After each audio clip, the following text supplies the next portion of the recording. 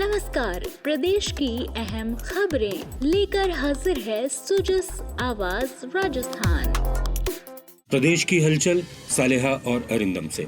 मुख्यमंत्री अशोक गहलोत ने आज जयपुर में हाईटेक सेंट्रल बस स्टैंड का लोकार्पण कर इसे जनता को समर्पित किया। सिंधी कैंप में अत्याधुनिक 8 टर्मिनल्स 28 करोड़ रुपए की लागत से बनाए गए हैं। यहाँ फूड कोर्ट, वातानुकूलित प्रतीक्षालय, water harvesting system, fire fighting और वाईफाई सहित कई अत्याधुनिक सुविधाएं हैं। सीसीटीवी कैमरे भी लगाए गए हैं। गौरतलब है कि मुख्यमंत्री ने अपने पिछले कार्यकाल में 2013 में इसका शिलान्यास किया था। समारोह में परिवहन मंत्री बृजेंद्र ओला भी मौजूद रहे। मुख्यमंत्री ने होमगार्ड्स और होमगार्ड वॉलंटियर्स की बरसों पुरानी मांग को पूरा करते हुए अनुबंध नवीनीकरण कॉन्ट्रैक्ट रिन्यूअल अवधि को 5 से बढ़ाकर 15 साल करने की घोषणा की है। मुख्यमंत्री ने जयपुर के विद्याधर नगर में गृह रक्षा निदेशालय के प्रशासनिक भवन के उद्घाटन समारोह में कहा, होमगार्ड की ड्यूटी जब लगती है व्यवस्था करने में वो माकूल होती है, तो आपकी ड्यूटी, आपका तरीका काम करने का, आपका समर्पण, आपकी प्रतिबद्धता, आपकी निष्ठा कोई कम नहीं है। जो होमगार्ड के और होमगार्ड वॉलंटियर्स है, हर 5 साल में इनका अनुबंध नवीनीकरण कॉन्ट्रैक्ट रिन्यूअल होता है। ये 5 साल की अवधि बहुत जल्दी आ जाती है। मैंने कहा कि अब ये 5 साल की अवधि आगे सीधी 15 साल की जाएगी। ये मैं कह रहा हूँ, अब आपको 30-35 साल की जो होती है सर्विस होमगार्ड की, तो कम से कम सिर्फ आपको एक आधी बार आपको रिन्यूअल कराना पड़ेगा। एक आधी बार कोई तकलीफ नहीं आएगी। उन्होंने कहा कि राज्य सरकार शुरू से ही होमगार्ड को एक मजबूत और कारगर संगठन बनाने के लिए अहम निर्णय ले रही है। होमगार्ड्स के मानदेय में 15% की बढ़ोतरी करने के साथ ही राज्य सरकार की ओर से 58 साल की आयु पूरे करने पर सेवा से अलग हो रहे स्वयं सेवकों को कारोबार के लिए कल्याण कोष से अधिकतम 2 लाख रुपए तक की सहायता राशि भी दी जा रही है। इस बार जो होमगार्ड को समय में ट्रेनिंग दी जाती है और रिटायरमेंट के ऊपर भी 2 लाख के करीब उनको लघु व्यवसाय प्रारंभ करने के लिए राशि दी जाती है। इस बार मैंने कहा होमगार्ड को मानदेय है प्रति वर्ष जो है, या इस बार हम लोगों ने 15% की बढ़ोतरी करी है। भवन शानदार बना आपका, एक जी साहब यहाँ बैठेंगे, नई शुरुआत हो रही है। होमगार्ड का अपना महत्व है। इस मौके पर सार्वजनिक निर्माण मंत्री भजनलाल जाटव ने कहा कि मुख्यमंत्री ने भवन के लिए जयपुर के विद्याधर नगर में 1250 वर्ग मीटर जमीन आवंटित की। 12 करोड़ 83 लाख रुपए की लागत से तैयार इस भवन में कार्यालय कक्ष के साथ ही VC room, auditorium, computer lab, योग रूम और लाइब्रेरी की सुविधाएं भी हैं। युवाओं को blockchain, artificial intelligence, machine learning, robotics और वर्चुअल रियलिटी की एडवांस तकनीक के बारे में जानकारी मिले, इसके लिए प्रदेश के अजमेर, कोटा, भरतपुर, बीकानेर और उदयपुर संभाग में Rajiv Gandhi centre for advance technology आरकेट खोले जाएंगे। मुख्यमंत्री ने इसके लिए 25 करोड़ 90 लाख रुपए के वित्तीय प्रावधान स्वीकृत किए हैं। नए आरकेट केंद्र कोटा के सर्वपल्ली राधाकृष्णन भवन में, उदयपुर के विज्ञान भवन में, भरतपुर के आर्टिफिशियल इंटेलिजेंस विभाग, अजमेर के राजकीय अभियांत्रिकी महाविद्यालय और बीकानेर के स्कूल इनोवेशन हब में खोले जाएंगे। इसके साथ ही इन सेंटर्स में सर्टिफिकेट कोर्स और मल्टी डिसिप्लिनरी रिसर्च भी हो सकेगी। राज्य सरकार ने जयपुर में भी आरकेट बनाया है। साथ ही जोधपुर में Rajiv Gandhi fintech digital university cum institute के अस्थायी कैंपस में भी आरकेट कोर्सेज शुरू किए जा चुके हैं। राजस्थान बोर्ड का 12वीं कक्षा कला वर्ग और वरिष्ठ उपाध्याय का परिणाम आज घोषित हुआ। शिक्षा मंत्री डॉक्टर बीडी कल्ला और शिक्षा राज्य मंत्री जाहिदा खान ने इसे जयपुर में शिक्षा संकुल में जारी किया। 12वीं आर्ट्स का रिजल्ट 92.35% रहा। इस बार भी लड़कियों ने बाजी मारी और लड़कों के मुकाबले बेहतर परफॉर्म किया। कला विषय आर्ट्स का रिजल्ट घोषित किया गया है। Total boys and girls appear हुए थे 7,05,415 और इसमें पास आउट हुए हैं टोटल 92.35%। डॉक्टर कल्ला ने वरिष्ठ उपाध्याय का परिणाम भी जारी किया। उन्होंने बताया कि 10वीं बोर्ड की परीक्षा का परिणाम जून के पहले सप्ताह में जारी किया जाएगा। शिक्षा मंत्री ने इस मौके पर सभी परीक्षार्थियों को शुभकामनाएं दी।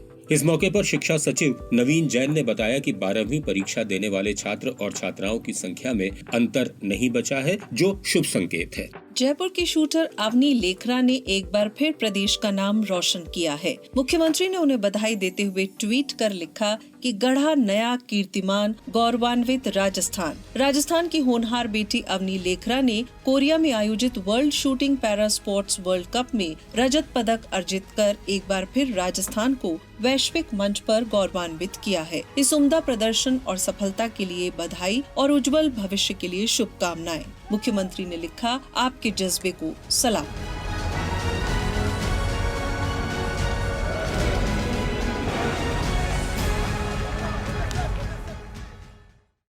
मुख्यमंत्री से सीएमआर पर महिला स्वास्थ्य दर्शिका और महिला स्वास्थ्य कार्यकर्ता संघ ऑफ राजस्थान की महिला सदस्यों ने मुलाकात की।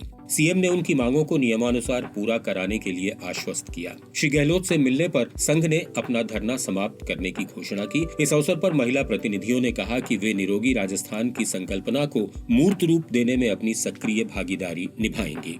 गुरु पुष्य संयोग के अवसर पर आज गुरुवार को देवस्थान विभाग के अंतर्गत आने वाले प्रदेश के सभी मंदिरों में ओम लिखी पीली ध्वजा फहराई गई। देवस्थान मंत्री शकुंतला रावत ने जयपुर में हवा महल के पास कल्की मंदिर में ये ध्वजा फहराई और प्रदेशवासियों की खुशहाली और सुख समृद्धि की कामना की। अब सुनिए जिलों का राउंड अप।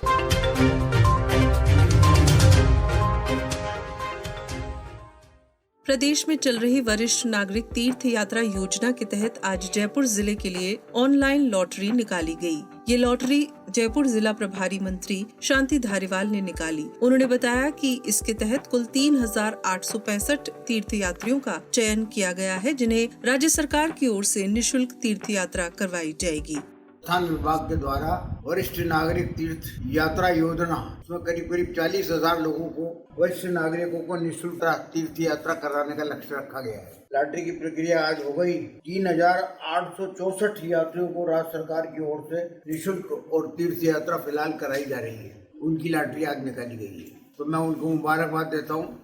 कौशल नियोजन और उद्यमिता राज्य मंत्री अशोक चांदना ने कहा कि राजस्थान युवाओं को निजी और सरकारी क्षेत्र में रोजगार उपलब्ध कराने वाला देश का अग्रणी राज्य है। 7 जॉब फेयर लगाकर 26,000 से अधिक युवाओं को रोजगार दिया जा चुका है। जोधपुर में भी 4,500 से ज्यादा युवाओं का नौकरी के लिए चयन किया गया है। श्री चांदना जोधपुर के राजकीय पॉलिटेक्निक कॉलेज ग्राउंड में हुए मेगा जॉब फेयर में युवाओं से संवाद कर ऑफर लेटर प्रदान कर रहे थे। इस अवसर पर राजस्थान कौशल और आजीविका विकास निगम ने 4 कंपनियों के साथ MOU कर युवाओं को रोजगार के अवसर मुहैया कराए। ऊर्जा मंत्री भंवर सिंह भाटी ने बीकानेर में झिझक छोड़ो चुप्पी तोड़ो खुलकर बोलो पोस्टर का विमोचन किया। इस मौके पर उन्होंने कहा कि महिला सशक्तिकरण आज के दौर की सबसे बड़ी जरूरत है। महिलाओं के आगे बढ़े बिना समाज के विकास की परिकल्पना साकार नहीं हो सकती। ऊर्जा मंत्री ने उत्कृष्ट कार्य करने के लिए स्वयंसेवी संस्थाओं की सराहना की। पिछड़े और गरीब लोगों के जीवन स्तर में सुधार करने के लिए चलाया जा रहा है 20 सूत्री कार्यक्रम। इस कार्यक्रम की शुरुआत पूर्व प्रधानमंत्री इंदिरा गांधी ने की थी। 20 सूत्री कार्यक्रम के प्रदेश उपाध्यक्ष डॉक्टर चंद्रभान ने आज भीलवाड़ा के कलेक्ट्रेट सभागार में समीक्षा बैठक ली और सरकार की फ्लैगशिप योजनाओं पर भी चर्चा की। आज की जो बैठक थी वो मुख्य रूप से 20 सूत्री कार्यक्रम की जिले में कैसी क्रियान्वित की है इसको लेकर थी, और राजस्थान की फ्लैगशिप स्कीम्स हैं उनकी क्या प्रगति है। दोनों ही दृष्टि से ये बैठक पूरी तरह से सफल रही। 20 सूत्री कार्यक्रम को लागू करने की दृष्टि से भीलवाड़ा जिला पहले भी बहुत अच्छे की श्रेणी में था और अब की बार भी भीलवाड़ा में अच्छा काम, और मैं उम्मीद करता हूं कि ये जो नया वित्त वर्ष आ गया 23 और 24 उसमें भी भीलवाड़ा राजस्थान के जो अग्रणी जिले हैं उन जिलों में रहेगा। उधर उदयपुर कलेक्टर ने भी 20 सूत्री कार्यक्रम की जिला स्तरीय बैठक बुलाई। पिछले वित्त वर्ष में उदयपुर जिला 20 सूत्री कार्यक्रम क्रियान्वयन में पहले स्थान पर रहा है। इसके लिए कलेक्टर ने सभी संबंधित कार्मिकों को बधाई दी और उन्हें और बेहतर करने के लिए प्रोत्साहित किया। उन्होंने गहलोत सरकार की योजनाओं और फ्लैगशिप कार्यक्रमों की समीक्षा की और उन्हें जन जन तक पहुँचाने के लिए सभी कदम उठाने को कहा।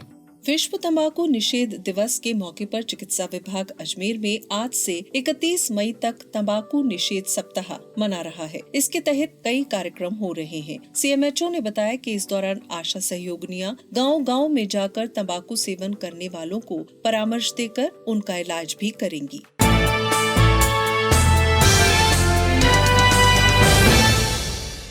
प्रदेश में 1 महीने से चल रहे महंगाई राहत कैंपों के माध्यम से अब तक 1.25 करोड़ से ज्यादा परिवार लाभान्वित हुए हैं और 5 करोड़ 70 लाख से ज्यादा मुख्यमंत्री गारंटी कार्ड इनमें बांटे जा चुके हैं।